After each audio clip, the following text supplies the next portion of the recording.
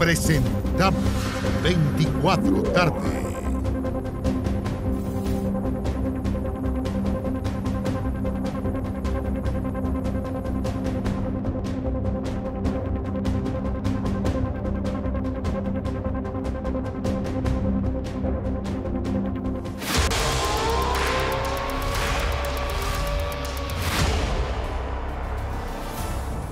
¿Cómo están? Buenas tardes. Sábado 26 de febrero, son la 1 de la tarde con 1 minuto y en Televisión Nacional de Chile hemos estado pendientes de cómo continúa la situación en Ucrania. Con Belén Arellano hemos estado en esta transmisión especial de sábado para informarles a ustedes en sus casas sobre lo que está ocurriendo en Europa. Por supuesto, más adelante revisaremos noticias de la realidad chilena, pero Belén, partamos actualizando cómo fueron las últimas horas en Ucrania, qué está pasando en este momento, cuál es la realidad después de una noche que se había calificado como una noche muy difícil para Kiev, en donde los ataques han llegado a su ciudad, pero Kiev continúa en manos del gobierno ucraniano. Exacto, Vale, son una situación compleja. Sabemos que esta es la tercera jornada desde que se inició esta invasión rusa a Ucrania y las cifras, al menos lo que maneja el gobierno de Ucrania, el gobierno de Volodymyr Zelensky de la mano del Ministerio de Salud, dice que al menos 200 personas ya han fallecido en ese país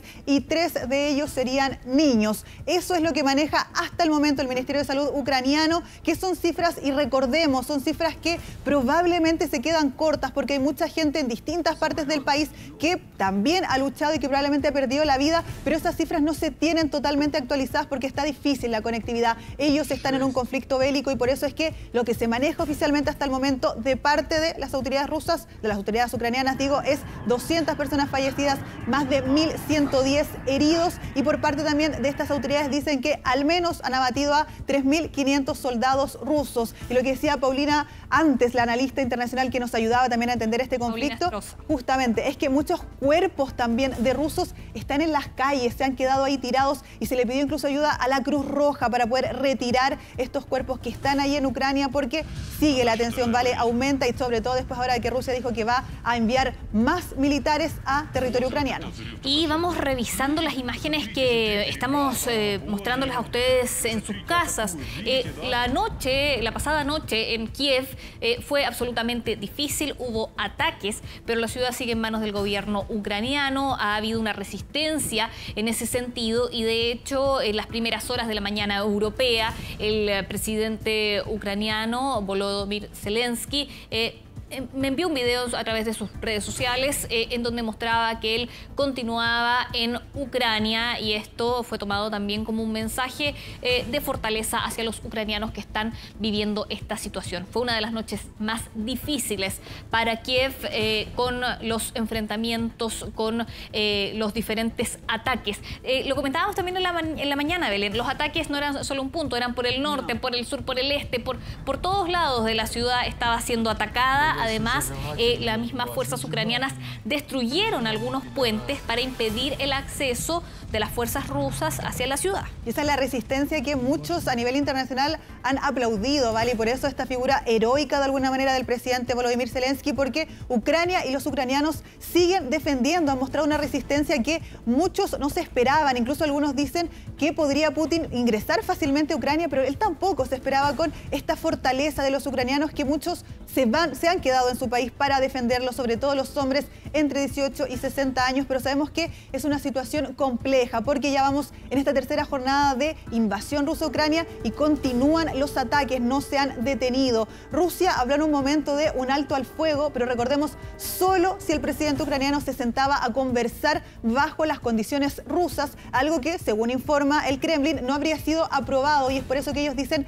vamos a enviar más militares a territorio ucraniano. Y esto preocupa porque hay mucha gente que ha buscado salir del país, que ha buscado refugio y que no lo ha logrado porque están complicados. El chileno Mario Cárdenas nos contaba, hay caminos cerrados, hay caminos bloqueados, está complicada la situación, no es llegar y salir de ese país.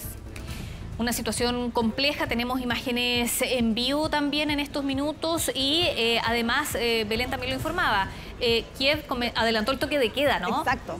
A las 5 de la tarde ya debería Ya empezó estar el toque de queda en Ucrania. Hace por lo menos una hora, quizás un poco más, ya comenzó el toque de queda en Ucrania, que se va a extender hasta las 8 de la mañana y por lo menos va a durar hasta este lunes, ¿vale? Y es un toque de queda mucho más duro porque partió siendo a las 9 de la noche hasta las 7 de la mañana y ahora se extendió desde las 5 de la tarde hasta las 8 de la mañana. Un toque de queda que es lo que busca, que puso el alcalde de la ciudad de Kiev, y él dice: buscamos proteger a la población, no salgan, cuídense, refúgiense, y que es lo que muchos han hecho, como el chileno Mario Cárdenas, ahí cerca de Rusia, debajo de la tierra, en un búnker, buscando de cualquier manera, ¿vale?, salvarse y asegurar ahí su vida dentro de esta invasión rusa a Ucrania. Recordemos que ya entra en su tercera jornada.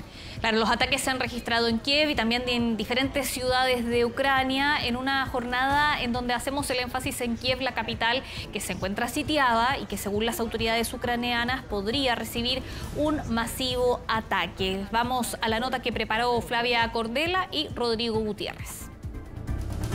Kiev cercado tras la operación militar lanzada por Vladimir Putin. Sentémonos a conversar para poner fin a la muerte de personas.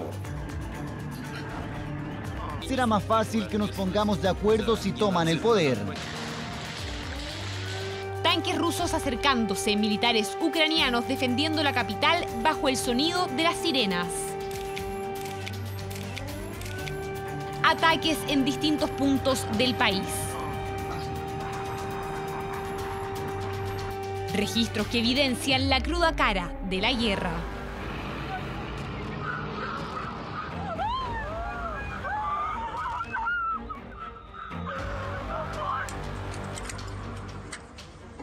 Военный корабль. Порт Авдеевны, я русский военный корабль. Предлагаю сложить оружие и сдаться во избежание кровопролития y неоправданных жертв. 13 soldados ucranianos que defendían la isla de la Serpiente en el Mar Negro fueron atacados por un buque ruso. ¿Su respuesta? Русский военный корабль, иди нахуй.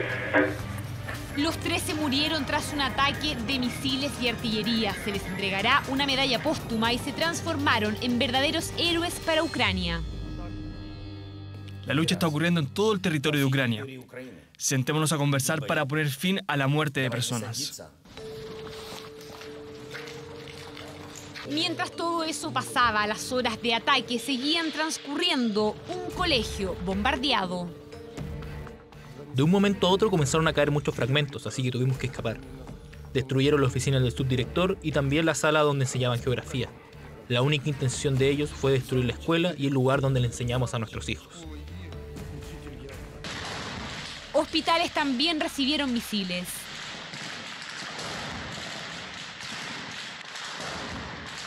Rusia firme en su postura. En un mensaje insistió: Hago un llamado al personal militar de las Fuerzas Armadas de Ucrania. No permitan que los neonazis y drogadictos utilicen a sus hijos, a sus esposas y ancianos como escudos humanos. Será más fácil que nos pongamos de acuerdo si toman el poder. La respuesta llegó poco después. Estamos aquí, estamos en Kiev, estamos defendiendo nuestro país, nuestra independencia, y así seguirá siendo.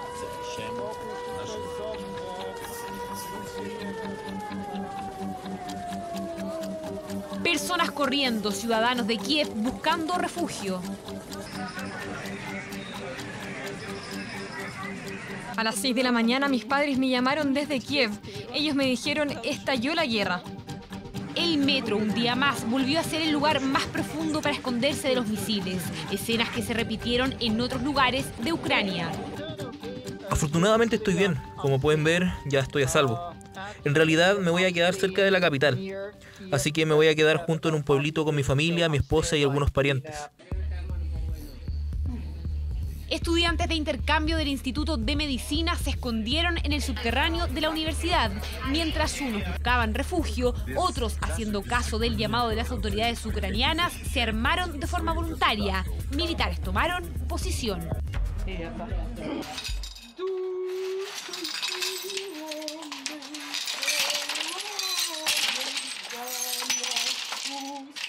Cantando el himno, esta madre limpiaba los escombros que el bombardeo dejó en su casa, mientras que esta otra mujer mostraba los daños.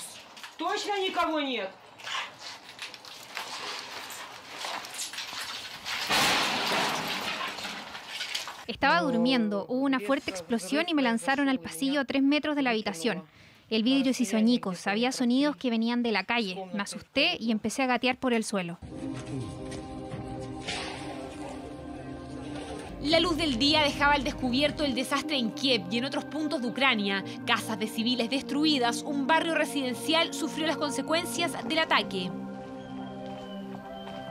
El daño era evidente. La jornada del viernes comenzó, según la ONU, con 25 civiles muertos y 102 heridos. Por ellos es que filas para donar sangre se vieron en los hospitales. Otros voluntarios ofrecían comida y algunos siguieron intentando escapar a países fronterizos, como Polonia y Rumania. Por ahora nos quedaremos aquí en Polonia. Nos sentimos bienvenidos y nos ofrecieron un hotel y comida gratis. Y quienes también se vieron amenazados fueron ellos, recién nacidos, que debieron ser protegidos en improvisados refugios antibombas.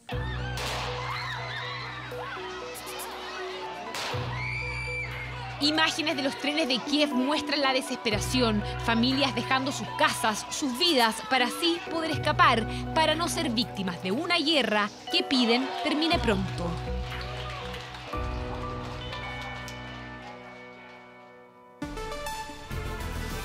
Revisamos las imágenes, Belén, de los refugios, de los ataques antiaéreos. Ese es el metro, ¿no? Tú ahí me puedes corregir respecto a las imágenes. Ahí en la nota Flavia Cordela decía, refugios improvisados. Justamente esos son, porque son estaciones de metro en Kiev, en la capital, que empezaron a ser utilizadas como búnkers antibombas, porque obviamente están bajo tierra, y mucha gente ha permanecido ahí, por lo menos, vale, desde que se inició esto, desde el jueves. Han salido solamente para buscar provisiones, para poder ir al baño y darse una vuelta, pero la mayoría se ha mantenido ahí porque de alguna manera les da más seguridad, pero son estaciones de metro que antes obviamente pasaba el transporte, pero que desde que se instauró el toque de queda, el metro no funciona más y solamente está siendo utilizado como estilo búnker. Lo vemos ahí en imágenes también, mucha gente con sus mascotas, también habían imágenes de perritos que estaban ahí, y también lo decía el chileno en Polonia, pet friendly, mucha gente que estaba preocupada de sus gatitos, de sus perritos y que escaparon con ellos, pero no solamente eso, niños que también lo decían, están de alguna manera intentando desconectarse o no ver tanto este conflicto.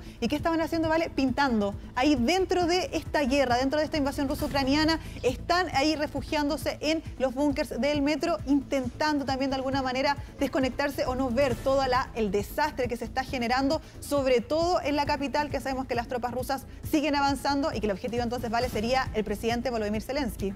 Un metro a esta hora, Belén, que ya debe estar a tope su capacidad de refugio, ¿no? Por lo que comentábamos, tú calculabas mientras revisábamos la nota que el toque de queda en Kiev debió comenzar a eso de las 12 horas hora chilena. Exactamente, comenzó cerca de las 12 horas chilenas, eso eran las 5 de la tarde allá en Ucrania, y a esa hora se inicia ahora el toque de queda en ese país. Recordemos que las autoridades decidieron ponerlo más duro este toque de queda porque era desde las 8 de la noche, pero ahora se adelantó 3 horas, es decir, fortalecieron este toque de queda para, ¿qué dice el alcalde de Kiev? Reforzar también la seguridad de la gente, porque es importante que la gente no salga, que se cuide, porque continúan los bombardeos en la capital, continúan cayendo misiles, continúan habiendo explosiones y también lo que no quieren las autoridades es que aumente tristemente la cantidad de víctimas fatales. Y donde hemos visto que hay edificios residenciales que se han visto atacados, afectados. De hecho, leí algunas recomendaciones que se hacían a los ciudadanos ucranianos respecto a alejarse de las ventanas, a refugiarse también, por ejemplo, en los baños. Vemos el efecto que hay en las ventanas cuando hay un ataque, lo mostraba también la nota de Flavia Cordela, cómo quedan las ventanas. Entonces ahí la recomendación, dramático, lamentable, es ir al lugar más escondido que se pueda dentro de estos departamentos, ¿no? Sobre todo ahora que Rusia, sabíamos, había iniciado ataques contra infraestructura o edificios importantes militarmente, gubernamentalmente, pero también hay registro, y lo estamos viendo, de edificios completamente destruidos que tienen que ver con edificios residenciales, edificios que son departamentos, que vive gente ahí, y es por eso que entonces esta tensión aumenta, ¿vale? Porque ya no solamente es infraestructura importante, militarmente hablando, gubernamentalmente hablando, para Ucrania, sino que también son edificios residenciales donde vive gente, los civiles, la población más afectada por esta crisis, por esta invasión rusa a Ucrania, que ha tenido que huir con lo que pueden, que ha tenido que refugiarse, muchos en búnkers, muchos en casas alejadas de la ciudad, muchas familias divididas.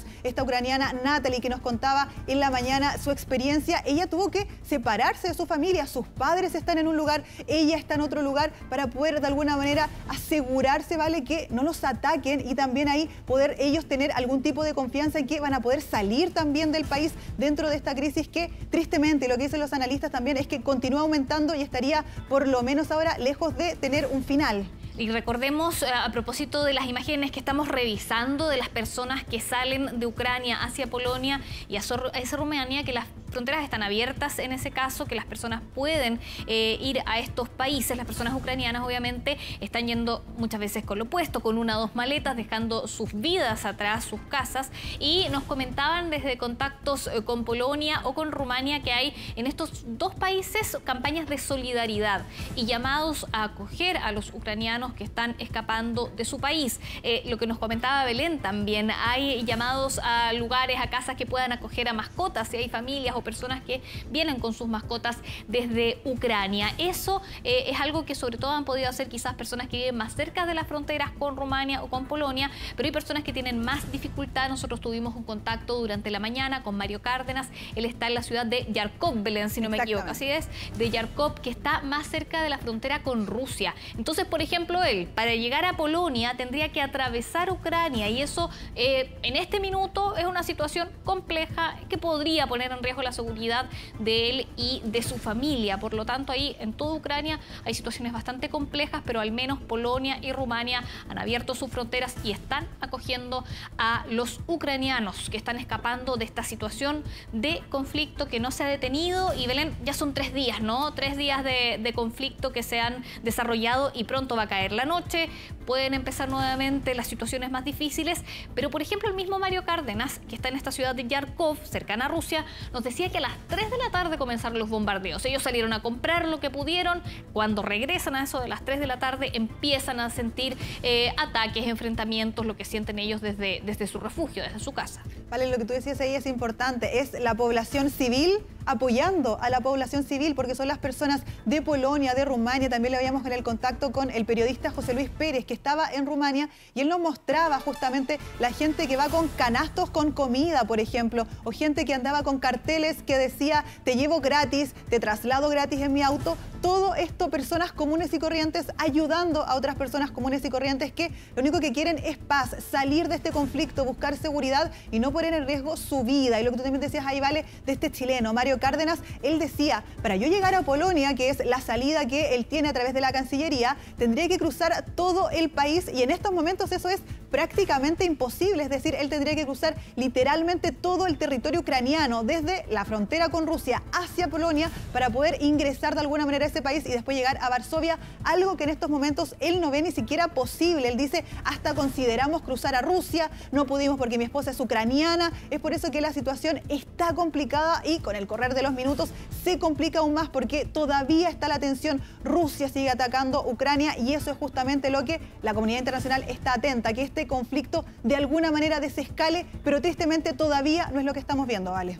Y revisemos un poco más de algunos de los personajes que han llamado la atención en este contexto de conflicto, porque no es una historia tradicional, la del ascenso al poder de Volodymyr Zelensky, quien fue alguna vez un comediante, es hoy el líder de Ucrania, el presidente de Ucrania, una nación en problemas. Y además está haciendo frente a uno de los conflictos más difíciles de las últimas décadas. Quien tiene más detalles y su historia es Aranza Fernández.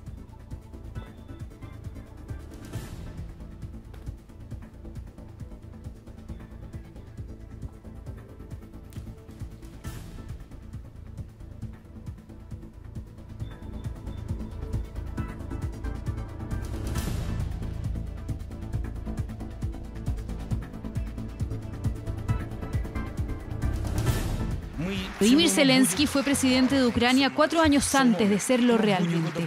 ¿Cómo así? Antes de estar ligado a la actual tragedia, su vida estaba vinculada a todo lo contrario. Comediante y actor, participó en películas y series. En una de ellas interpretó el rol de mandatario.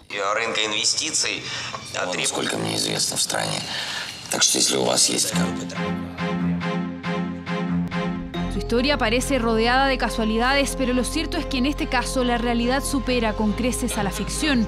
Zelensky se convirtió en el presidente de un país con más de 44 millones de habitantes.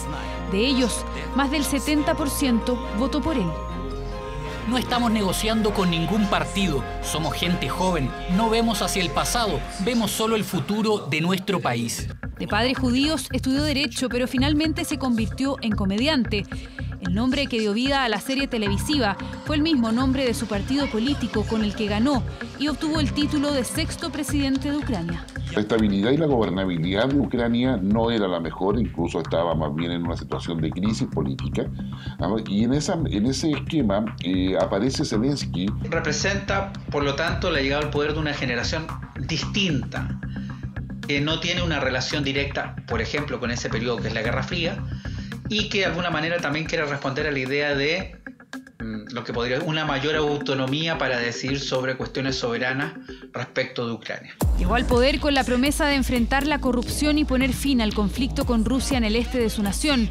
Intentó abrir un canal de comunicación con Vladimir Putin y generar confianza con Rusia, pero no fue fácil. A la vez comenzó a acercarse a líderes occidentales, entre ellos el mandatario estadounidense Joe Biden.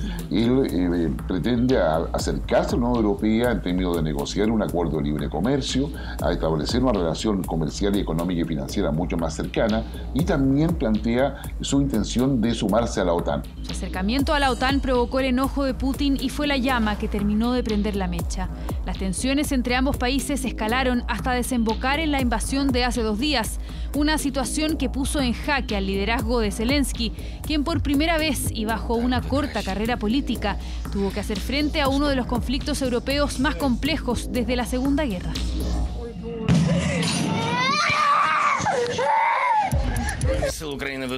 Ya comenzamos a entregar armas para proteger a nuestra tierra. Continuaremos entregándolas a todos los que estén dispuestos a usarlas, a todos los que estén listos para proteger nuestra soberanía. Y esta imagen se ha viralizado. Aunque no es reciente, sus partidos tratan de resaltar con ella que el presidente está dispuesto a plantarse frente a Putin y a su poderío. Fortaleza, decisión, determinación de llegar hasta las últimas consecuencias. De eso hemos visto en estos días. Es la idea de correr la suerte de la población que evita. Ciertamente, esto puede llegar a terminar en forma dramática. Pero no para todos los analistas sus intenciones y futuros movimientos están tan claros. Lo que sí resulta evidente es que el líder ruso no lo quiere en el poder tanto como para llamar a sus propios compatriotas ucranianos a derrocarlo. ¿Cuál será el destino de este líder político ucraniano? Una posibilidad es que asuma el carácter de mártir y que se quede a luchar hasta los últimos momentos con sus tropas, incluso a costa de su vida. Él no se va a inmolar, ya no lo hizo antes. No generó las condiciones como para poder transformarse en el héroe o en la víctima que fuera reconocida posteriormente. Las semanas previas a la invasión se veía cercano a los líderes occidentales, empoderado, un semblante muy distinto al que ha tenido tras el ataque ruso. Las medidas anunciadas no lo satisfacieron y admitió sentirse solo. Hay noticias falsas diciendo que me fui de Kiev.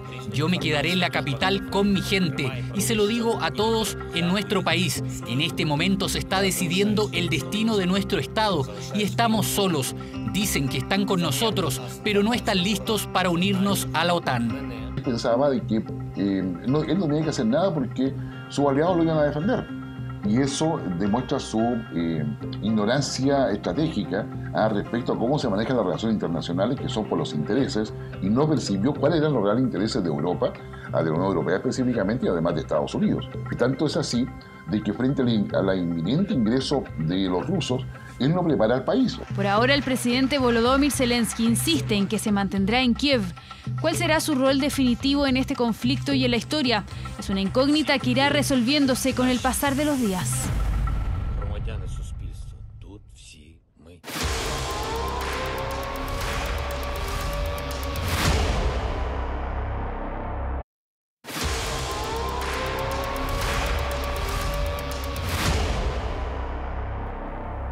Bien, regresamos a 24 tarde, especialmente enfocados en lo que ocurre en Ucrania, y toda la mañana hemos estado en una transmisión con Belén Arellano. Belén, yo te quería preguntar, ayer en la noche, quizás cuando muchos se fueron a acostar, se ha hablado de una posible negociación entre Ucrania y Rusia, que había luces de que eso podía suceder. ¿Qué pasó con eso? ¿Quedó en cero?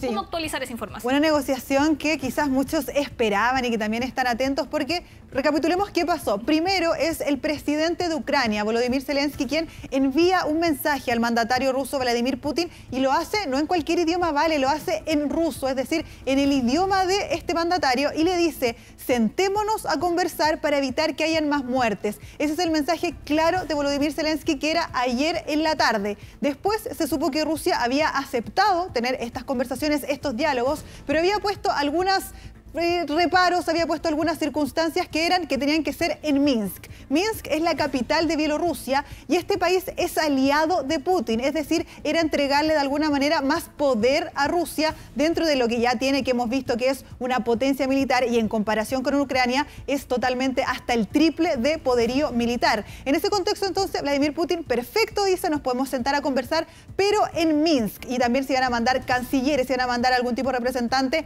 no los mandatarios. A eso es a lo que Rusia dice que Ucrania se habría negado, que no aceptó, y es por eso que Rusia dice: está bien, no aceptaron, ¿y qué vamos a hacer nosotros? Enviar entonces más militares a Ucrania, porque este país no aceptó las conversaciones. Esto, recordemos, importante, dimes y diretes, información de cada lado que no necesariamente es parecida, incluso en este caso podría ser hasta contraria, pero al menos se dio una luz ahí de esperanza de algún tipo de diálogo, y después Rusia dice: Ucrania no quiso, vamos a seguir atacando, y eso es lo que se conoce hasta ahora, ¿vale? Pero no hay confirmación de Ucrania. Ucrania no ha dicho: no queremos conversar, no estamos dispuestos. Ucrania no ha respondido a estos dichos de Rusia, pero sí se sabe que fueron los primeros en dar este paso de alguna manera para buscar negociaciones. Claro, fue el Kremlin que dice: aquí los ucranianos no quisieron conversar. Y otra parte importante, Belén, para preguntarte brevemente, anoche o en la noche también se supo de una conversación entre Zelensky, el presidente ucraniano, y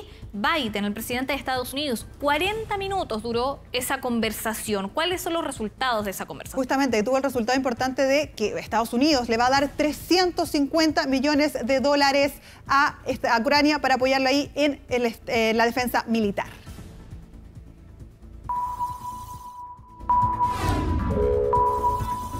Ahora.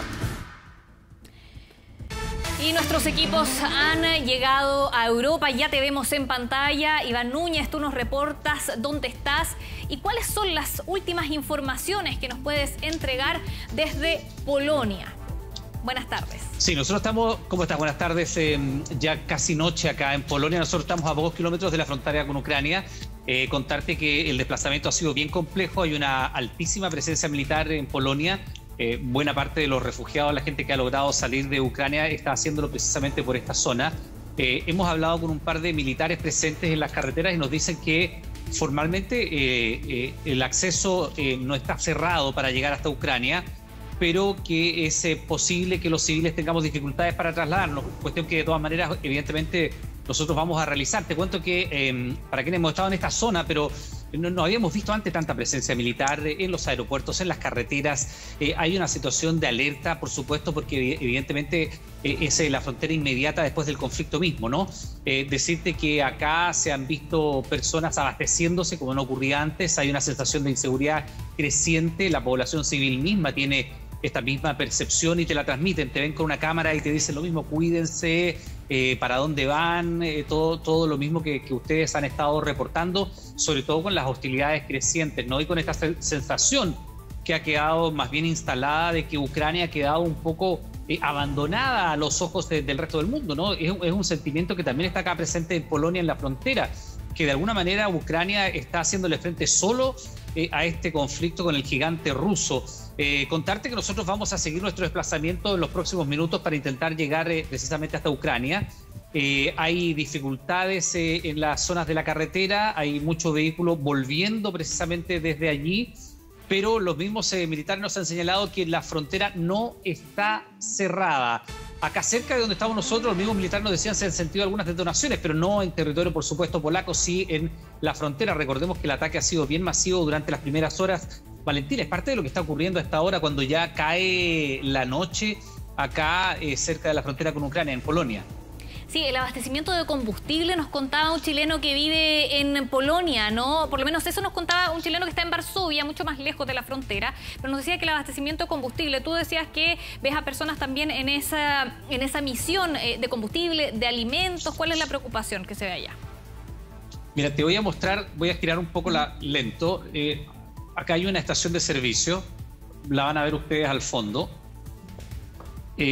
Y se ve que por lo menos hay acceso expedito ahí. No sé si te alcanzas a apreciar, hay acceso expedito en esta zona. Sí. No hemos visto, porque no tendremos que te lo contaría, no hemos visto enormes filas en las estaciones de servicio, están abiertas, pero sí está la sensación de inquietud y angustia, ¿no? Porque efectivamente acá se está produciendo una crisis humanitaria que es bien relevante con la llegada de todas las personas que salieron desde Ucrania. Todavía no hemos visto estas filas de desabastecimiento, sí mucha preocupación en la población civil y un redoblamiento bien importante de la presencia militar, tanto en los aeropuertos como en las carreteras, que eso ha sido bastante llamativo.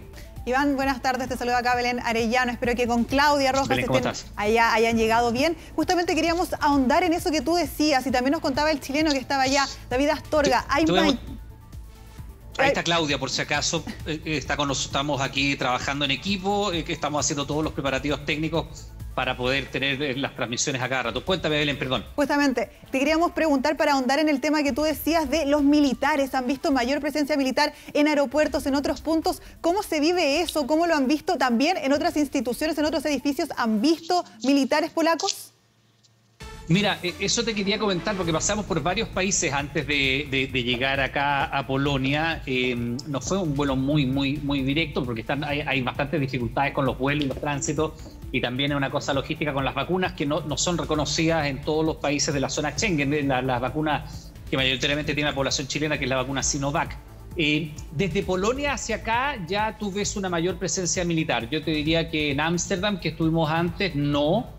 La gente hace... Pero sí nos llamó la atención que, mira, ahora que tú lo dices, Belén, estábamos precisamente en la estación de trenes en Ámsterdam, que está al lado del aeropuerto de Schiphol, es el mismo aeropuerto, la estación de trenes, la estación del metro, y se nos acerca fue bien impresionante, que se nos acerca un policía y nos dice que nosotros teníamos que ser los ojos de la gente y nos desea que nos cuidemos, una sensación como de transmitirte el por favor estén seguros y el traten de mostrar lo que realmente está ocurriendo. Pero por lo menos en Holanda, en Ámsterdam, la situación completamente normal, para serte muy honesto. Hasta allí ninguna señal de que algo extraño estuviera ocurriendo hacia el este. Pero ya en Polonia, que es el límite mismo de la guerra, aquí la situación ya es un poco distinta. Se ven efectivamente más presencia de militares. Todavía no hemos visto blindados porque, como te digo, estamos a unos kilómetros todavía de la frontera, pero vamos en camino para allá. Y las estaciones de servicio tienen combustible. Por lo menos hasta aquí. Es probable que más cerca de la frontera todavía esto se ponga un poco más complejo, pero hasta aquí el abastecimiento es normal. De hecho, cuando llegamos al aeropuerto sí se veía mucha más presencia militar, pero los vuelos funcionando con cierta normalidad, retrasos algunos, cancelaciones de otros, pero nada que esté muy fuera de los márgenes de lo que uno esperaría en un país fronterizo con un conflicto bélico. Iván, y para especificar, tú en un inicio comentabas que te habían confirmado que la frontera entre Polonia y Ucrania seguía abierta. Esa es también la información que nosotros tenemos, porque sabemos que hay gente que está evacuando de Ucrania hacia Polonia. Para especificar, ahí tú te refieres entonces que la ida a Ucrania, que en este momento sería un camino inverso de la mayoría de la gente, eso todavía está abierto. Es la información que nos entregó uno de los militares con los que pudimos hablar, porque había militares de frontera en el aeropuerto, que eso también es llamativo porque normalmente en este aeropuerto no se da esa presencia. Bueno, y ellos yo hablé con él, con uno de los efectivos que estaba allí, pudimos acceder a conversar con él fuera de cámara, por supuesto, todo esto, y él nos explica que la frontera está todavía desde el punto de vista formal abierta, que no ha sido cerrada en ambos sentidos, pero que para el tránsito civil está complicado, eso es lo que nos dijo. Pero desde el punto de vista formal, la operativa evidentemente está abierta. Ahora vamos a ver en un rato más con qué nos encontramos en el camino, pero por lo menos la información oficial es que el camino está funcionando de ida y vuelta muy masivamente hacia Polonia, por supuesto, que es donde están entrando todas las personas, ¿no? son muy pocos los que van a querer entrar hacia Ucrania. Me imagino yo que el flujo debe ser en el sentido más bien inverso, pero está abierta, es la información que nos han entregado, al menos la entregó un militar de frontera acá cerca en el aeropuerto, cuando lo abandonamos hace un rato. Iván, tú nos comentabas además que hubo ahí ciertas dificultades, sobre todo en el viaje, producto de las vacunas, el reconocer las vacunas, los laboratorios, pero por ejemplo en un contacto anterior y a propósito de las fronteras que están todavía abiertas de Polonia, de Rumania, desde Ucrania hacia esos países, nos decían que también las vacunas están facilitando el reconocimiento de las vacunas, todo esto para ayudar a los ciudadanos ucranianos que están saliendo de Ucrania en dirección a estos dos países que hemos nombrado, Polonia, que es donde estás tú ahora, y también Rumania. Ahí se ha dado esa facilidad a quienes vienen desde Ucrania.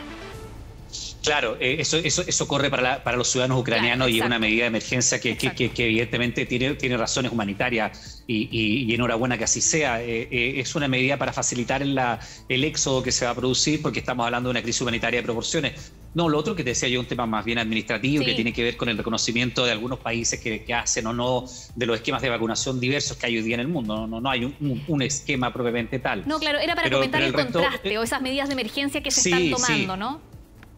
Sí, esa es una medida de emergencia que es administrativa, que tiene carácter humanitario y que aplica para todos los ciudadanos ucranianos que están saliendo del país, ya sea por Rumania o por donde nos encontramos nosotros, por Polonia. Iván, y te quería preguntar acá, porque nosotros hemos visto y tenemos información de que en distintas partes del mundo se han puesto banderas ucranianas, se han mostrado en favor de Ucrania. ¿Ustedes en este viaje allá a Polonia vieron algún tipo de registro de este estilo? Sí, vimos algunas banderas ucranianas y bueno, en toda la prensa europea, por supuesto, está destacado el conflicto. Hay una sensación de solidaridad, pero es cívica hacia los ucranianos, porque lo que nosotros también nos llama mucho la atención, ¿no? Es que todos los países occidentales, especialmente Estados Unidos, también lo hizo OTAN, ¿no? Como estamento, es el reafirmar que si tocan a uno de los nuestros aliados de la OTAN, Ucrania no es aliado de la OTAN, estaba precisamente en esos trámites cuando se genera este conflicto con Rusia una vez más. La defensa es hasta las fronteras de la OTAN. Y allí evidentemente hay una situación que es compleja, porque nosotros tenemos reportes de la defensa civil que están haciendo los propios ciudadanos de Ucrania de su territorio. Ustedes han visto viralizados algunos de estos videos, ¿no? Personas de civil que van de alguna manera a tratar de dialogar o de enfrentar a las fuerzas rusas, ¿no? de ocupación, de una situación bien compleja, porque evidentemente hay una asimetría enorme, y ya hemos visto que si bien el gobierno de Vladimir Putin ha señalado que los objetivos son objetivos militares, esto es como en todos los conflictos bélicos, los objetivos, por muy preciso que sea el intento de tener objetivos exclusivamente militares, la población civil siempre termina siendo dañada. Los refugiados siempre terminan siendo las primeras víctimas de este conflicto, y los edificios que se atacan y la infraestructura que se ataca no solamente es militar, ciertamente se han atacado aeropuertos, ciertamente se han atacado incluso edificios particulares. Hay algunos registros que se han viralizado que dan cuenta de esa situación, y nosotros, por supuesto, hemos sentido eso, ¿no? El parecer de Ucrania de que ha sido de alguna manera abandonada a su suerte, si tú quieres, acá en este conflicto. Iván, y te vemos ahí que ya está oscureciendo, te vemos también abrigado con una chaqueta. Si nos puedes relatar cómo está el tiempo, cómo está el clima, porque sabiendo que hay cientos de miles de personas que se trasladaron, algunas que alcanzaron a tomar lo que alcanzaron, ¿cómo está ahí, cómo se siente, cómo está ahí la oscuridad, el frío? Mira, no hemos hecho todavía el cambio de ropa, ando con una chaqueta de cuero, no es mucho lo que abriga, pero te cuento que aquí está lloviendo. O sea, llovió más bien, tú ves ahí cómo está todo mojado las calles, el vehículo.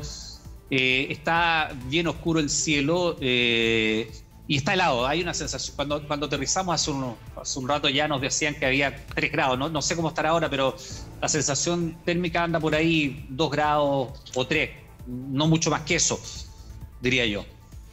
Pero ya pronto vamos a sacar los implementos que tenemos, los implementos que tenemos en las maletas. Lo que pasa es que salimos rápidamente hacia el camino para tratar de mostrarle a ustedes y compartir con ustedes un poco lo que se está viviendo acá, ¿no? Que efectivamente hay una situación que es muy tensa, hay una situación que es de un conflicto creciente, hay una situación mira, que estamos en una rotonda, llegó la policía. Voy a tratar de explicarles efectivamente lo que estaba pasando, porque estamos acá, para que ustedes lo vean. Sí, vamos a explicarle. Yo les pido que me dejen un Te esperamos, segundito. Iván. Te esperamos. Espérenme tú un nos segundo avisas para hablar con ellos retomamos el contacto. y vuelvo de inmediato. De todas maneras. Iván Núñez está en Polonia, va a hablar con la policía, nosotros lo vamos a dejar en eso. Está con Claudia Rojas, ella es realizadora, es nuestro equipo de TVN que se acerca a la zona de conflicto. Ellos están todavía en Polonia a varios kilómetros y apenas pudieron tomar un contacto con nosotros para graficarnos la situación que se está viviendo en ese sector de Europa. Pero se encaminan hacia la zona de conflicto, aún no están en ese lugar. Lo que sí, Belén, nos comentaban es que han observado ya en el viaje por Europa algunas trabas, sobre todo cuando se van acercando a Europa del Este. Exacto. Y también lo que decía Iván ahí que han registrado es el apoyo, ¿vale?, de la población civil. Él decía, han visto algunas banderas, se les acercó incluso un policía en Ámsterdam, en Países Bajos, que les dijo, ustedes tienen que ser los ojos, mostrar esto. Y eso demuestra también el apoyo que está teniendo Ucrania en esta crisis de distintos países, y no solamente los países fronterizos, que en este caso han sido Polonia, Rumania, países que han abierto justamente sus puertas para recibir a las personas, a los cientos de miles de ucranianos y también de otras nacionalidades que estaban en ese país y que buscan salir. Iván, parece que ya podemos tener contacto nuevamente contigo. Te vemos en cámara. ¿Te dieron la mascarilla, parece? No, es que estamos detenidos, estamos parados en una zona que no es, me voy a meter al auto, vamos a salir de acá, déjame meterme al auto. Es que paramos en el primer punto, no sé si nos siguen teniendo, Claudia, a ver si tú seguimos en contacto contigo, Iván, te escuchamos, ustedes acomódense, nosotros cuando ustedes estén listos retomamos ahí bien el contacto. ¿Vale? ¿Fuiste de dónde? Vamos ahí a dejar a Iván que se acomode con Claudia. Les decimos que es un equipo de TVN, Iván Núñez, Claudia Rojas. Están tratando de llegar a la zona de conflicto en estos momentos. Y de hecho les queremos preguntar ahí si es que nos pueden escuchar para cuando nos puedan responder. Y en la medida que nos puedan informar, ¿no?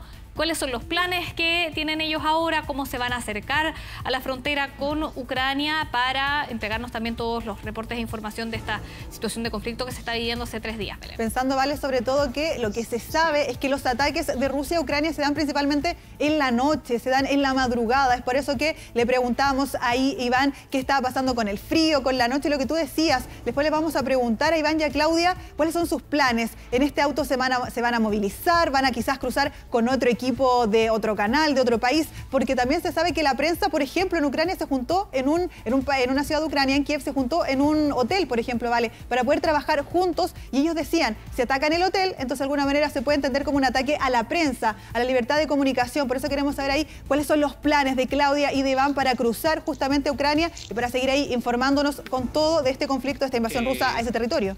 No sé si nos escuchan todavía. Te escuchamos, Iván. Sí.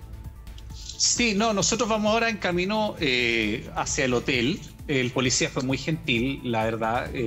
Quería saber por qué estábamos detenidos en ese lugar. Le explicamos que éramos un equipo de televisión chilena, que veníamos precisamente por el conflicto, lo entendió perfectamente, pero nos pide con toda razón que abandonemos ese lugar porque no es una zona de estacionamiento seguro. Entonces, nada, le explicamos, nos dejó terminar lo que estaba haciendo con ustedes, pero nos pide que nos retiremos, cuestión que estamos haciendo. Ahora los planes son, vamos al hotel y vamos manejando. Mil disculpas si no se escucha tan bien. Está Claudia escucha perfecto, Iván. Con el dispositivo. Vamos camino al hotel. Nuestra idea es hacer un primer aproximamiento a la frontera para tener una impresión de cómo está el camino. No creo que hoy día vayamos a cruzar la frontera mismo porque ya es muy tarde, es de noche. Lo más prudente es hacerlo mañana temprano, pero nos vamos a aproximar para ver cómo está el camino, qué tal la presencia militar. Ahí se va perdiendo un poco de comunicación, pero lo último que nos decía Iván es que quieren ver cómo está el camino para ver qué tanta presencia militar hay. Ellos quieren llegar hacia la zona más próxima a Ucrania y quizás es algo que van a tener que hacer en las próximas horas porque ya cae la noche y hay más dificultades. Pero a eso de las 12 de la noche, hora chilena, por ejemplo, ahí ya amanece, quizás pueden acceder más fácilmente hacia la zona de la frontera que sabemos está abierta. Lo mismo nos ha reportado Iván Núñez, la frontera está abierta. Así lo obtenido con el reporteo fuera de cámaras. Y una de las razones también de esta frontera abierta es dejar que ciudadanos ucranianos puedan ingresar a Polonia buscando refugio de la situación de conflicto, en calidad de refugiados. Justamente. Sabemos ahí, Iván, que ustedes ahora se van al hotel, probablemente se van a relajar, van a prepararse ahora para este gran día que se les viene. Y también ahí considerando que estaríamos entrando ya mañana, cuando ustedes estén allá en el cuarto día, ¿vale? De esta invasión rusa a Ucrania. Mucha gente dice, ojalá no pase esto, pero ya ha seguido avanzando. Ustedes lo han visto ahí, esta situación compleja, esta situación que continúa tensionándose, ¿vale? El equipo ahí totalmente de 24 horas y TVN en Polonia ya y esperando pronto cruzar a Ucrania. Belén, no sé si nos siguen escuchando o se perdió la comunicación, porque vamos en camino. Sí, te escuchamos, Iván. Sí, nosotros estamos relativamente cerca, estamos a 1 hora y media manejando la frontera, así que es probable que hoy día hagamos una primera aproximación como para tener una impresión ya cae la noche, pero de todas maneras podemos ir a acercarnos un poco para saber efectivamente cómo está la situación o ver cómo... Ahí nuevamente perdemos un poco de contacto con Iván Núñez porque sabemos que ellos se están movilizando, están en auto, él está manejando, Claudia Rojas está al lado, que es la realizadora, y Iván Núñez y Claudia Rojas, el equipo de TVN entonces que está allá en la zona de conflicto. Están a 1 hora y media de la frontera. Ahora van a hacer justamente ese camino, van a ver una primera aproximación, quieren conocer la cantidad de despliegue militar que hay en la zona de la frontera, un sector que está abierto para que pasen los ciudadanos ucranianos. En 24 horas central vamos a volver a tomar contacto con nuestro equipo de TVN en Polonia, aproximándose a la zona de conflicto, liderado por Iván Núñez, Claudia Rojas, así que atentos a sus reportes. Ellos están recién llegando y están explorando, por supuesto, esta zona fronteriza. Nosotros seguimos adelante con la información que nos llega desde Ucrania y justamente lo que les comentábamos, Belén, acá son los ciudadanos ucranianos que cruzan la frontera. Esa es parte de los primeros reportes que seguramente nos llegarán de Iván Núñez y Claudia Rojas. Y son imágenes, vale, que hemos visto durante toda la noche, todo el día, minuto a minuto, y que vamos a estar también ahí atentos a cómo se sigue desarrollando este conflicto entonces. Vamos a una breve pausa, ya regresamos con más 24 tarde.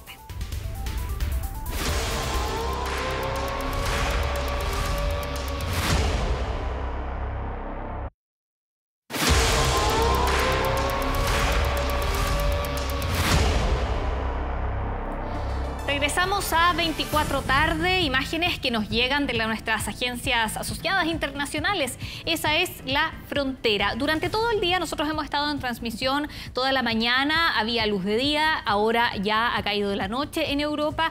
Han estado cruzando familias, personas, como ustedes lo ven ahí en las imágenes, con una maleta, con las pocas pertenencias que pueden rescatar, buscando refugio en Polonia o en Rumania, que son países que han abierto sus fronteras para los ciudadanos ucranianos. Hemos estado también con Belén Arellano actualizando la información luego de una noche de ataque a distintos puntos de Kiev.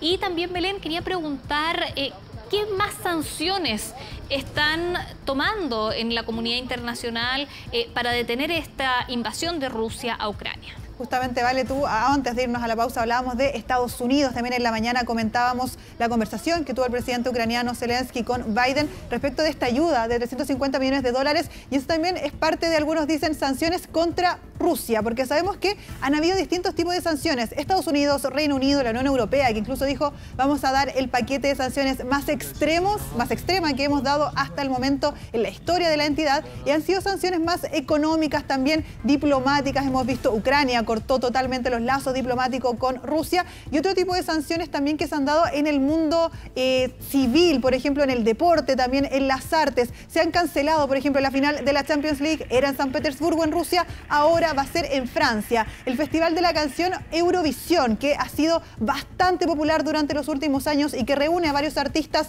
de distintas partes de Europa. Bueno, Rusia fue también vetado de esa entidad, de esa participación, no va a estar ahí entonces, y también hay distintos llamados a cancelar eventos en Rusia, a no jugar partidos, deportistas que dicen yo no voy a participar de este encuentro, futbolistas, todos están reaccionando ahí, Vale. Y también otro tipo de sanciones, si entramos por ejemplo a las sanciones económicas, hablábamos y Paulina Astroza decía del SWIFT, esta analista internacional de la Universidad de Concepción, hablaba del SWIFT, este sistema de pago, este sistema de transferencias internacional que se puede sacar incluso en algún momento a Rusia de esta entidad, pero el riesgo ahí entonces que se acerque más a China, Vale, que finalmente termina utilizando el sistema chino.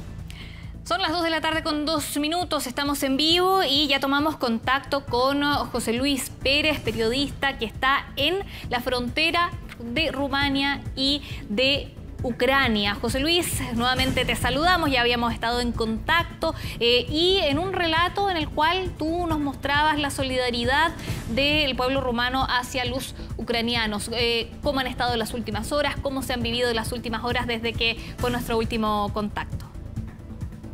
Hola, ¿qué tal? Buenas tardes, buenas noches. Ya acá en Rumanía, como ustedes ven, ya el cielo está oscuro y también ya se han tomado bastantes medidas respecto a lo que contábamos en la mañana cuando hablábamos de un cierto desorden que había en Siret Maramuresh cuando ingresaban las personas. Ya se instaló una carpa del tipo militar para que sea transitoria, para que las personas puedan estar ahí a resguardo. También se habilitó un lugar para la prensa, también para que pueda estar en ese lugar. Y desde ahí también se van a instalar lo que han sido estos dos lugares, en Sighet y en Siret, que son las sedes para refugiados ya en pleno funcionamiento. Pero se han dado también plazos. Se ha dicho de parte del gobierno rumano que son 72 horas, no más de 72 horas para que estas personas salgan de ese lugar y que es netamente transitorio. También se habla de algunas medidas. Por ejemplo, el ministro del Trabajo, Marius Budai, habló de la extensión de 9 meses del permiso de trabajo, no solamente para ucranianos, sino que también para moldavos y serbios, porque la inmigración o porque el desplazamiento también ha abarcado a estas otras nacionalidades. Según cifras del gobierno rumano, ya son poco más de 14.000 las personas que han cruzado en estos 2 días ya por la frontera de Sighet Maramuresh. Conversamos con Micha. Él es un joven ucraniano que está casado con una rumana. Tenían una familia en Ucrania, tenían un hogar en Ucrania y lo tuvieron que dejar. Él venía en silla de ruedas. En silla de ruedas tuvo que ser traído por su esposa, por su madre, y con 2 pequeños hijos ingresó acá a territorio rumano. Conversamos con él y esto fue lo que nos...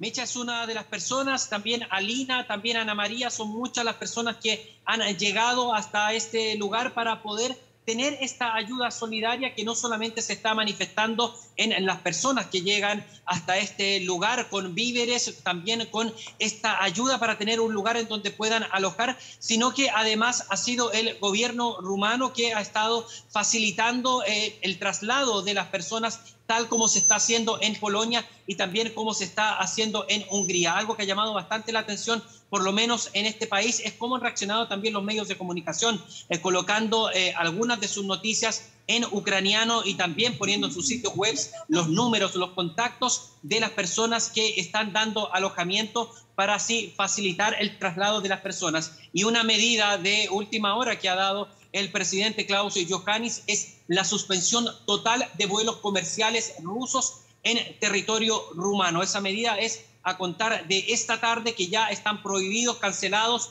todos los vuelos comerciales rusos en cielo rumano, sumándose a las medidas sancionatorias que ha tenido la comunidad internacional en general. Con esto se cierra un tratado del año 1976 que había entre Rumanía y Rusia para poder tener estos vuelos comerciales en cielo rumano. José Luis, tú ahí comentabas, te saludo Belén Arellano nuevamente, gracias por estar en contacto con nosotros. Tú comentabas la cifra de personas que se maneja al menos hasta el momento que habrían cruzado hacia Rumania, 14.000 personas que habrían cruzado desde Ucrania a Rumania. Te pregunto entonces, porque vemos también ahí, tú decías, ya está oscuro, está helado, está cayendo la noche, se pone cada vez más frío. ¿Sigue cruzando gente a esta hora? Sí, claro, sí, esa es la situación. Es una constante del ingreso de personas, pero por lo menos a esta hora está más ordenado de cómo fue durante la jornada de ayer. Incluso cuando estábamos relatando todo esto que estaba pasando, teníamos que estar ayudando a los niños que estaban pasando al lado de los vehículos, de camiones pesados, no estaba bien iluminado. Ahora esa situación ya se subsanó y por lo menos está iluminado, despejado. Ahora ya, por ejemplo, si quieren ingresar vehículos con ayuda para las personas que están cruzando, ya no se permite ingresar vehículos hasta ciertos kilómetros. Las personas tienen que estarse acercando solamente a pie, y esto es para facilitar también que los buses que están cruzando entre la frontera de Rumanía y Ucrania puedan llegar hasta estas filas kilométricas que hemos dado cuenta durante estos días, para que así las personas no tengan que estar esperando en bajas temperaturas, porque ustedes ven que acá la temperatura ya es bastante baja. Acá, por lo menos en la zona en la que yo me encuentro, hay 2-3 grados de temperatura, y más a la montaña, más en Sziget Maramuresh, la temperatura ya está en 0 grados a esta hora y se espera que siga bajando durante la noche.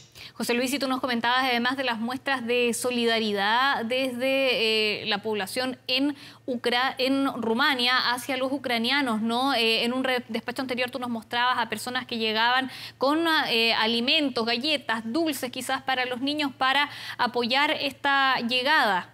Si nos pudieras también relatar acerca de eso. Claro, son personas que se han organizado de manera espontánea, personas, por ejemplo, que tenían unos letreros que decía transporte gratuito, pero curiosamente decían los dos, transporte gratuito Suceava, que es una de las zonas en donde están llegando los refugiados, pero ninguno de los dos se conocía. Ahí unieron fuerzas, se organizaron y pusieron a disposición 2 vehículos para estar, como decimos en Chile, haciendo carreras entre llevar y traer personas desde la frontera, personas que no sabían el idioma, que usaron Google Translate para poder tener estos mensajes. Algunos llegaban con dulces universitarios. También la Iglesia Ortodoxa Rumana también ha dispuesto de lugares de albergue para poder recibir a las personas. Hay que recordar que la Iglesia Ortodoxa acá tiene una presencia bastante fuerte en la sociedad rumana. Es algo así como era la Iglesia en Chile, por ejemplo, en los años 80, en los años 90. Tiene una presencia bastante grande, y también se ve al obispado, por ejemplo, que está facilitando sus instalaciones. Los colegios también están funcionando como albergues, y ya a esta hora, por ejemplo, según informó el portavoz del gobierno rumano, Dan Carbanaru, ya hay ahora 600 plazas disponibles, que es lo que va quedando, y mientras van ingresando personas, están llegando hasta estos lugares, luego se están derivando. La idea del gobierno rumano es que las ciudades tampoco tengan algún problema con esta mayor cantidad de población flotante, y es por eso que están enviando a las familias hacia otras zonas, no específicamente a las personas que están en estas zonas más cercanas a la frontera, como es Botoşan, como es Maramuresh, como es Suceava y como es el lugar en el cual yo me encuentro ahora, que es la ciudad de Iași. José Luis, y te quiero preguntar si es que tú tienes algún tipo de información o conocimiento. Tú nos relatabas ahí todos los hechos, todas las acciones que ha tomado el gobierno, pero si conoces quizás algún tipo de información respecto de esta frontera que se va a mantener abierta, si es que hay alguna fecha o si es que el llamado es a mantenerlas abiertas constantemente y no cerrarlas en ningún momento. Claro, o sea, desde un primer momento lo que se ha dicho es que acá las fronteras van a estar abiertas, que no hay, por ejemplo, revisión de pasaporte verde. Eso ya por lo menos por un año no se va a pedir. La idea es poder darle la ayuda humanitaria. Nosotros hablábamos ayer con el primer ministro rumano, le consultábamos respecto a esta situación, y él dijo, la prioridad acá es que las personas puedan estar en buenas condiciones, es que las personas lleguen acá, y tenemos 72 horas para ver qué es lo que vamos haciendo, y ya tenemos estas medidas. Por ejemplo, la extensión de los permisos de trabajo, que eran en un principio en 3 meses, ahora son en 9 meses, y está abarcando, como decíamos, nacionalidades como la nacionalidad serbia, también en la moldava, para que las personas puedan también tener una fuente de ingresos, porque todos quieren que las personas no queden asentadas como se ve en otras partes del mundo cuando ocurren estos sucesos, sino que las personas puedan integrarse a la sociedad. Hay muchos que ya pidieron, incluso antes de que se desatara todo esto, ya se habían pedido 300 permisos de residencias permanentes en la zona de Botoşan, que es la que engloba a toda la zona norte, que es por donde principalmente están ingresando las personas. Como te decía, ya por lo menos la zona de Sziget, también en Siret, en lo que es Maramuresh, ya están completamente instaladas. Se está a la espera de que se hagan también las instalaciones en otros lugares, y ya esto se ha ampliado. El Ministerio de Familia ya no solamente habla de 4 lugares, sino que también se está poniendo a disposición hoteles, hostales, para que las personas puedan contar con hotelería y puedan contar con servicios mucho mejores que estar en una carpa militar en una zona alejada de los centros urbanos. Además, en el contexto de invierno, ¿no? Tú mismo nos relatabas con mucho frío. José Luis, te quería pedir además que nos relataras la relación que hay en esta zona fronteriza. También en un contacto anterior tú nos comentabas un poco de esta relación en donde muchos viven quizás, o vivían, ahora ya va a cambiar el escenario, vivían en Rumania y cruzaban a Ucrania a trabajar o viceversa, o tenían una relación de estudios. Es una zona en donde el contacto es fluido, ¿no? Claro que sí, esto es por las distancias son más o menos cortas. Por ejemplo, de esta ciudad, de la ciudad de Iași, en 45 minutos uno puede llegar a República Moldova. Hay muchos moldavos que estudian acá en la Universidad Alexandru Ioan Cuza, que es una de las universidades más importantes de Europa, y vienen de Moldavia, estudian acá y luego se regresan durante el día a Moldavia. Están haciendo eso durante el día. Otras personas que viven, por ejemplo, en Botoșani, iban a trabajar a Ucrania y después volvían. Están también estos matrimonios rumano-ucranianos, y es una mixtura que se da precisamente por la proximidad de las fronteras que hay en esta zona, que es la zona de Moldova, que se le llama a esta zona de Rumanía, que es la zona que está más hacia el este y que mantiene esta relación precisamente con República Moldava, porque en antaño pertenecía a Rumanía y luego esta zona se dividió, y de ahí es entonces que viene el nombre. Es una proximidad cultural, más allá de la proximidad también que hay de fronteras, y es por eso que ahora, cuando se necesita esta ayuda, este cambio de manos, ¿no? Esta vuelta de manos, es que el gobierno rumano se ha puesto a disposición entonces ahora también de Moldavia y también de Serbia para ayudar a las personas que se estén desplazando desde Ucrania. José Luis, te quería aprovechar de preguntar ahí, tú decías que obviamente hay presencia militar, se ha duplicado, ha aumentado ahí en la frontera con militares rumanos. ¿Se movilizaron ahí también para proteger a Rumania y de alguna manera respaldar a los ucranianos que están cruzando? No, la verdad es que ha estado Gendarmería, que es la policía rumana, es la que ha estado coordinando el ingreso. Eso sí, hay que decir que en Botoșani, en esa misma zona, hay una base de la OTAN, que esa base ha estado funcionando y que de hecho se han hecho ejercicios militares desde poco antes de que estallara la guerra, precisamente porque el ejército rumano se ha estado modernizando desde el año 2004, cuando entra a OTAN, que empezó a tener un proceso de modernización. Tienen fechas que cumplirse, está esta base militar ahí en ese lugar, entonces no es, entre comillas, necesario tener mayor presencia en la frontera porque hay una base militar que está contigua. Esto también pasa en el Mar Negro, en Constanza también hay una base que tiene presencia de Estados Unidos, que tiene presencia de la OTAN en ese lugar, y es por eso entonces que esto se ha estado manejando de una manera bastante discreta, también como lo han hecho los demás países de la Unión Europea. Los países, recordemos, son 6 países que colindan con Ucrania, han tenido esta misma postura, es decir, prestamos ayuda humanitaria, pero nosotros no nos vamos a inmiscuir en un tema militar por las razones obvias, ¿no?, que todos estamos viendo, de que nadie quiere que las cosas recrudezcan algo más de cómo están hasta ahora. José Luis Pérez, periodista chileno en la zona fronteriza entre Rumania y Ucrania. Muchas gracias por estos completos informes y cobertura en esa zona próxima al conflicto, y que además está recibiendo gran cantidad de ciudadanos ucranianos en una crisis humanitaria que también está en pleno desarrollo. Muchas gracias por toda la información y los contactos. Gracias, José Luis, que estés bien. Chao, buenas tardes. Bien, y nosotros, por supuesto, vamos a continuar pendientes de Ucrania. Hemos tenido una extensa cobertura y seguimos comprometidos con informarles lo que está pasando en esa zona de conflicto. Belén Arellano, tú sigues a cargo, por supuesto, de Ucrania, y te agradecemos también todas estas horas al aire. Sí, vamos a estar atentos ahí, Vale, y vamos a estar también informando todo lo que se sepa de este conflicto, de esta invasión rusa a Ucrania. Que estén bien, nos vemos. Muchas gracias.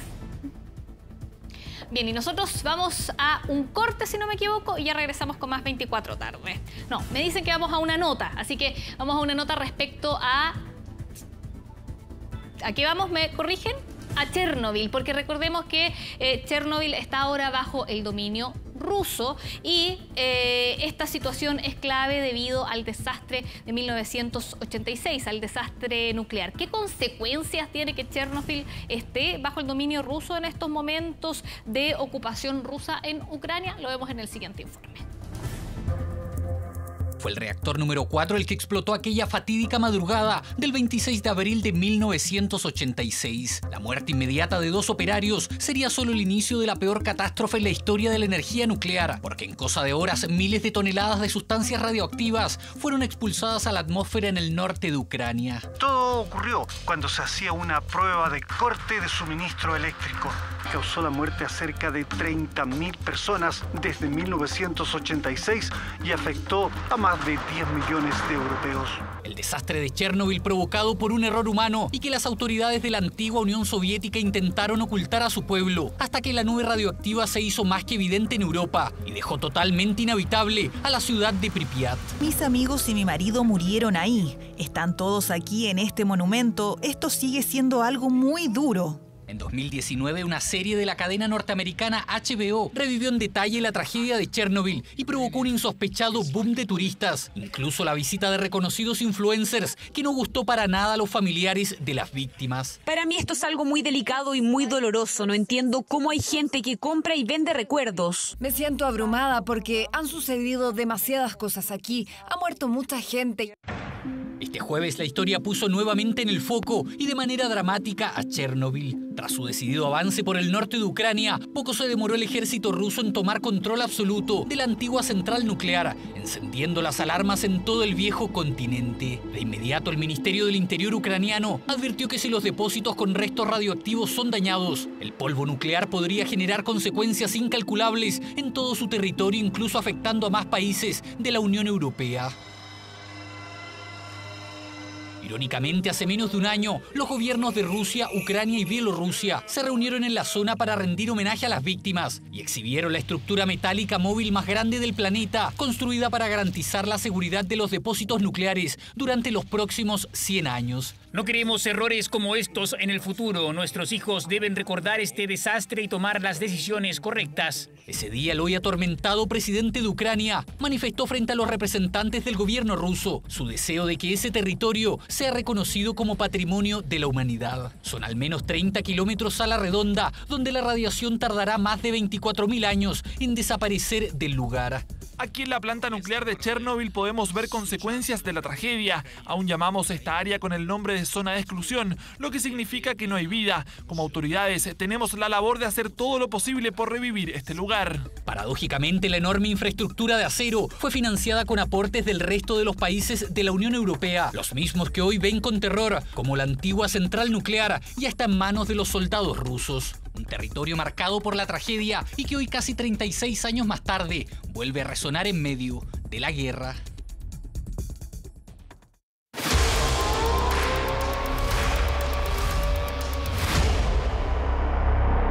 Estamos viendo 24 tarde.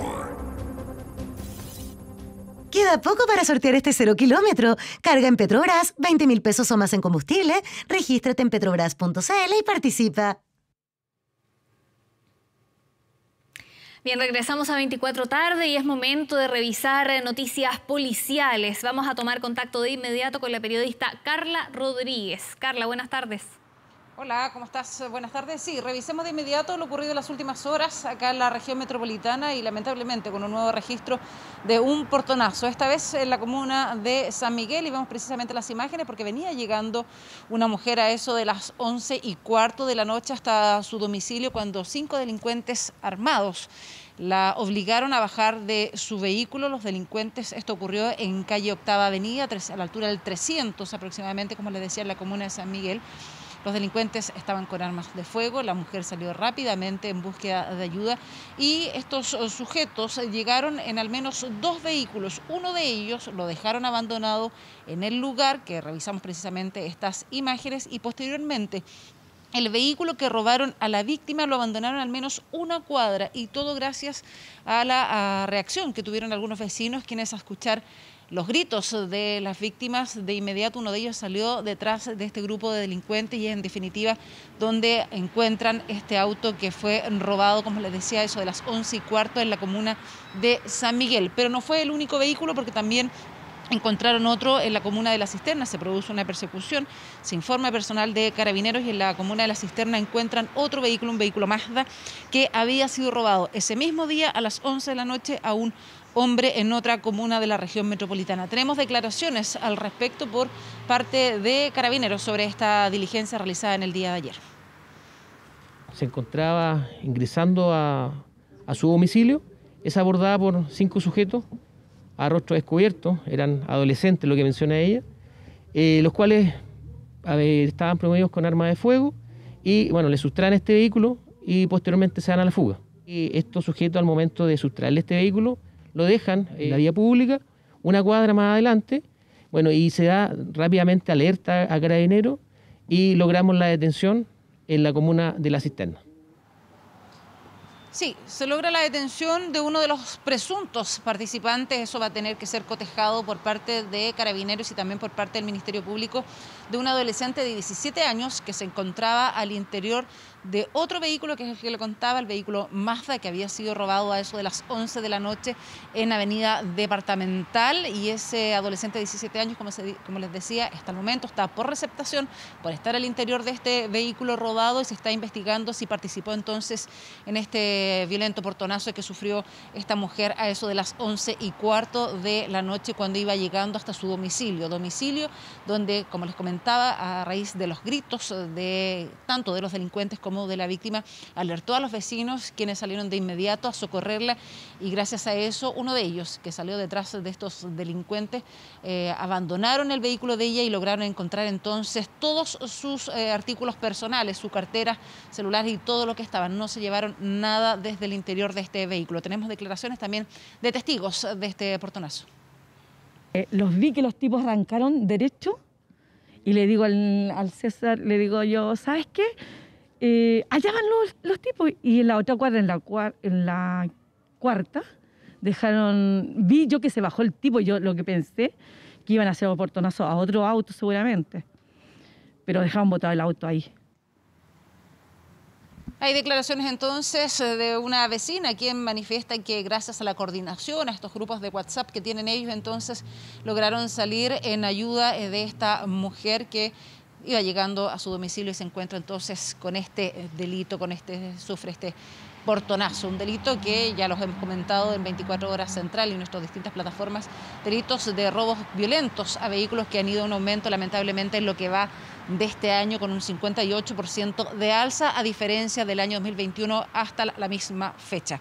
Pasamos a revisar otras informaciones para comentarles de la detención del mecánico de Las Estrellas. Ponga atención porque estamos hablando de Eugenio Maquián, que es un hombre de 31 años que vemos precisamente en las imágenes, quien se dedica a personalizar los vehículos de los distintos famosos de nuestra televisión. Y en el día de ayer, personal de Carabineros del Servicio Encargo y Búsqueda de Vehículos llegó precisamente hasta su taller que está ubicado en Arturo Prat, en la comuna de Pudahuel, para revisar los autos que estaban en el interior y se encuentran que había uno de ellos, un vehículo Audi de aproximadamente un avalúo de 26 millones de pesos, quien tenía adulterada su patente y también el número de chasis. Quiero que escuchemos un poquitito del ambiente, de la conversación que tiene personal de Carabineros con este hombre de 31 años.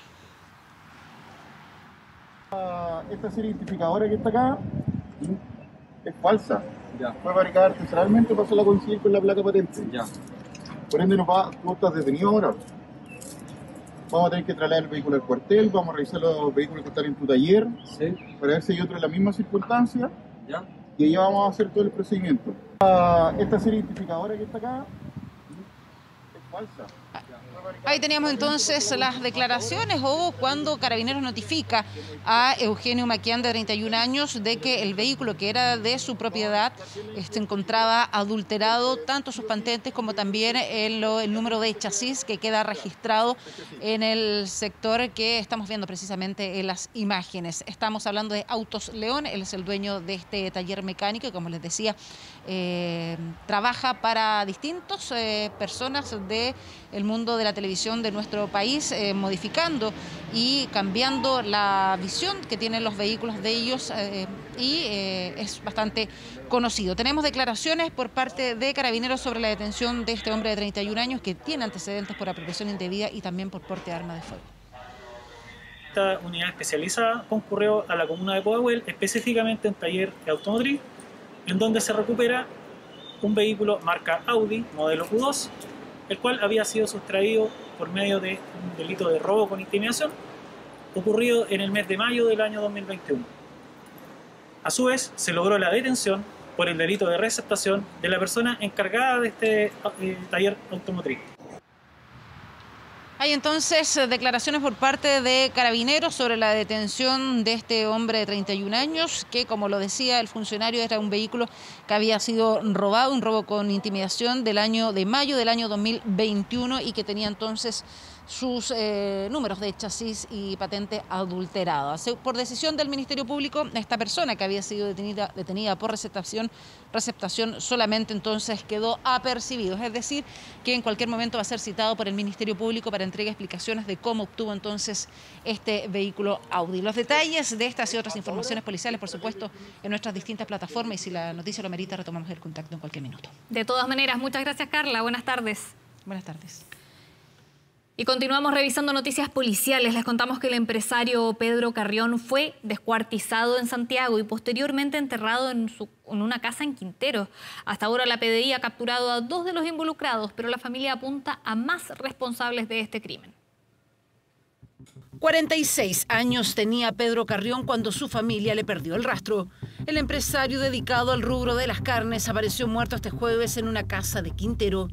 La policía pudo llegar hasta ahí tras la confesión de uno de los involucrados en su secuestro y posterior crimen.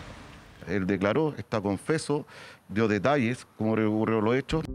Todo comenzó el 3 de enero cuando Pedro Carrión viajó desde Algarrobo hasta la comuna de Recoleta con la finalidad de recibir 30 millones de pesos en efectivo que le debía José Luis Yáñez Soria, uno de sus empleados. Pero Carrión nunca volvió y su familia comenzó una angustiosa búsqueda que incluso incluyó recompensa por su entrega. Fue entonces que la PDI detuvo, un mes después de la desaparición del empresario, a José Luis Yáñez.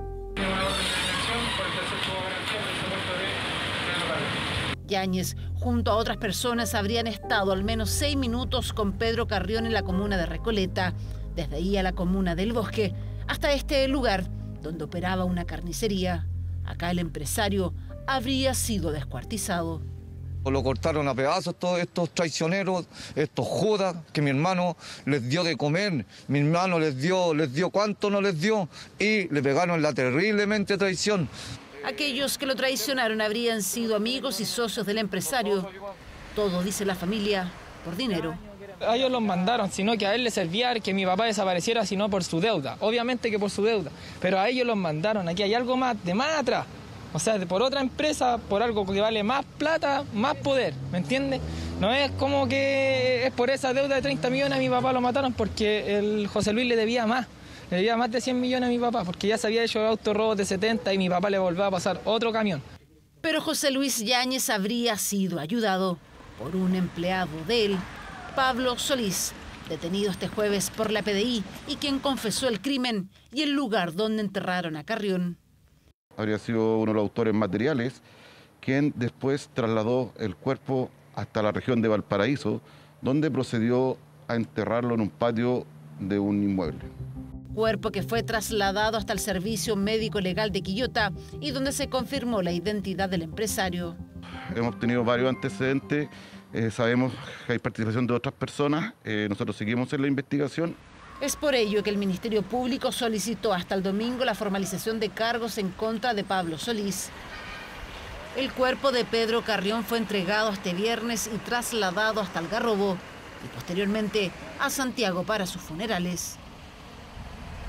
Chao, gracias. Ya volvemos con 24 tarde. Estamos viendo 24 tarde. Y este lunes comenzará a funcionar el nuevo terminal internacional del aeropuerto Arturo Merino Benítez de Santiago. Un nuevo terminal que permitirá duplicar la capacidad del actual recinto para recibir a más de 38 millones de pasajeros al año. Agustina Álvarez, ya estamos en contacto contigo. Tú tienes más detalles. Buenas tardes.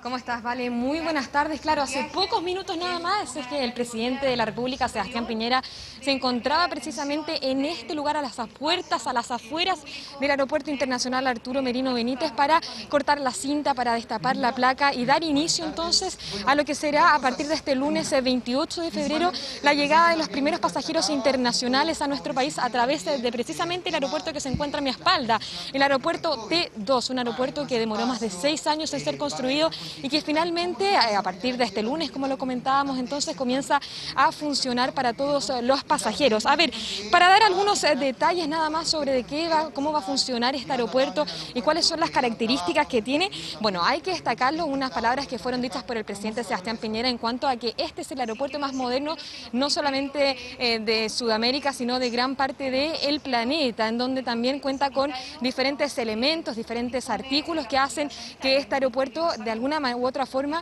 haga más fácil, más llevadero las horas en el aeropuerto para los diferentes pasajeros que llegan hasta este lugar, tanto para los que llegan, como comentábamos recientemente, como también para los que se van.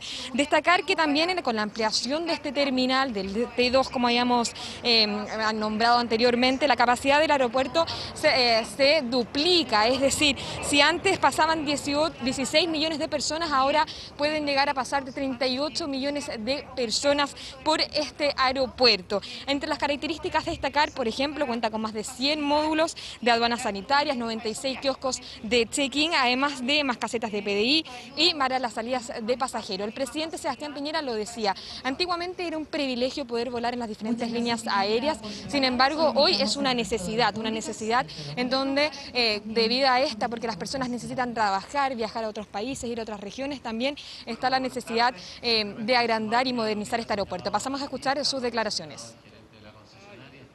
La planificación y la inauguración de este terminal T2, de este nuevo aeropuerto internacional Arturo Merino Benítez, significa un gran salto adelante. Nos decía el gerente de Nuevo Pudahuel que de los 77 aeropuertos que su grupo administra, este probablemente sea el más moderno de todos. Y eso es lo que queremos, que la ciencia, la tecnología y el equipamiento que le prestemos a los chilenos esté a nivel de punta, no solamente dentro de nuestro país y continente, sino que a nivel mundial. Claro, hay las palabras del presidente Sebastián Piñera, pero vamos a escuchar las palabras del ministro de Obras Públicas, Alfredo Moreno, finalmente el gran constructor, podríamos decir, de esta tremenda obra. Pasamos a escuchar sus declaraciones. Que es solamente para vuelos nacionales. Se están aplicando las mejores tecnologías, las mejores experiencias que se tienen hoy día en el mundo en lo que son los terminales aéreos. Y por lo tanto es un día de mucha felicidad. Aprovechar de felicitar a todos quienes han apoyado esto, han estado trabajando, los trabajadores, la concesionaria, los ministerios, el Ministerio de Obras Públicas, particularmente la Dirección de Concesiones y la Dirección de Aeropuertos. Comentábamos recién con el arquitecto que trabajó aquí, cómo la experiencia de otros aeropuertos también aquí ha sido muy importante, y hacer el llamado a que las personas se informen bien para que este periodo de transición de 3 días funcione de la mejor manera. Hay un listado de aerolíneas para cada día, de las cuáles son las aerolíneas que van a estar en este terminal y cuáles van a estar en el otro terminal. Vamos a partir con un grupo de aerolíneas a partir del día lunes. Ahí va a comenzar la operación de este terminal 2 y luego se van a ir integrando cada una de ellas hasta el día miércoles, completarlas todas. Cada pasajero tiene que, por lo tanto, mirar con cuidado dónde tiene que dirigirse y, en segundo lugar, como ya se ha señalado, hacerlo con más tiempo, porque algunos de los procesos de las ubicaciones no son naturalmente lo mismo. La gente está acostumbrada a usar el terminal antiguo, aquí se va a encontrar con una situación completamente nueva, con sistemas que operan de una manera distinta, particularmente la entrega de las maletas, que se hace en forma, digamos, personal, y que uno tiene, digamos, que hacer ese proceso distinto a lo que tenemos en el terminal hasta hoy día. Así que es una buena idea lo que se ha señalado de que la gente llegue con mayor anticipación y se ha sugerido 4 horas antes de su viaje, de manera tal de que no hayan inconvenientes. Ministro, muy buenas tardes por acá. Mi consulta es muy concisa. Con respecto a la situación del terminal antiguo, ¿cuál es la planificación? ¿Cuánto se espera que puedan demorar las obras? Pensando en que esto, según lo que ustedes mencionaban, va a quedar solamente para los vuelos preguntas, nacionales. pero claro, lo importante y lo que mencionaba el ministro en cuanto a que este va a ser un proceso que va a ir de a poco, un proceso en donde no todos los vuelos van a llegar al mismo tiempo, el mismo día. A partir de este lunes 28 de febrero van a llegar los primeros vuelos internacionales hasta el T2, hasta el Aeropuerto Internacional Arturo Merino Benítez. Sin embargo, sin duda va a ser un proceso que se va a ir dando con el tiempo hasta que finalmente van a poder ir llegando todos los pasajeros internacionales a nuestro país. Perfecto. Agustina Álvarez con la información desde el aeropuerto de Santiago, un renovado aeropuerto. Muchas gracias. Gracias, Vale. Bien, el Moai Taú comenzó su travesía de retorno a Rapa Nui tras permanecer 152 años en el continente y ser exhibido en el Museo Nacional de Historia Natural. Serán 7 días de viaje por el Océano Pacífico para que arribe a la isla.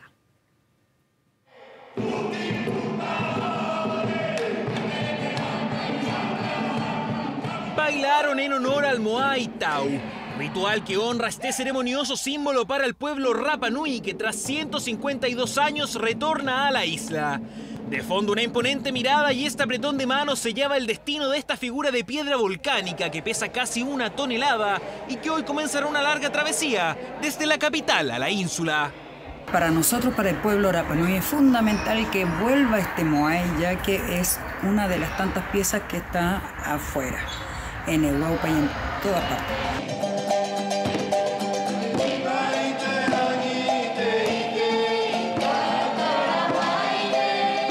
El punto de partida fue el Museo Nacional de Historia Natural, lugar al que llegó en 1870 luego de que un buque de la Armada lo extrajera de la isla. Luego seguirá su camino vía marítima por casi 1 semana en la barcaza Rancagua, bajo estrictos protocolos de seguridad y así asegurar que llegue intacto al lugar del que nunca debió salir. Es muy simbólico lo que hoy día estamos viviendo. Para nosotros es un tremendo orgullo también y un honor restituir este Moai a la isla en un buque de la Armada tal como salió hace 152 años, si no me equivoco, de la isla al continente. Acuerdo entre el gobierno y diversos representantes de la Polinesia chilena que se gestó hace 3 meses y que hoy da sus frutos. Importante hito que da luces de reparación con este histórico pueblo ancestral. Es una marca, es una señal muy significativa de un gesto del Estado de Chile y de este gobierno en particular de comenzar procesos ya sostenidos de restitución de los bienes culturales a los pueblos originarios. La expectación en la isla no se hizo esperar. La comunidad ve con buenos ojos este retorno del macizo, que será exhibido en el Museo Antropológico Padre Sebastián Engler. Algo realmente maravilloso. Vuelve el mana a nuestros Inúa, nuestra tierra. Que para mí me gustaría que volviera todo lo que es de la isla de Pascua. Me parece súper bien que lo traigan de vuelta al lugar que pertenece y ojalá que los demás museos también puedan devolverle a otras piezas. Ahora solo queda esperar este anhelado reencuentro entre el pueblo de la isla y este fiel representante de las tradiciones y espiritualidad de Rapa Nui. Ya volvemos con 24 tarde. Bien, llegamos al final de 24 tarde. Les agradecemos por haberse informado con nosotros, sobre todo por nuestra cobertura respecto a la invasión de Rusia a Ucrania. Por supuesto, los dejamos invitados a que sigan informándose a través de Canal 24 Horas y 24horas.cl y recordar que tenemos un equipo liderado por Iván Núñez en la zona de conflicto o hacia la zona de conflicto. Que estén muy bien, muy buenas tardes.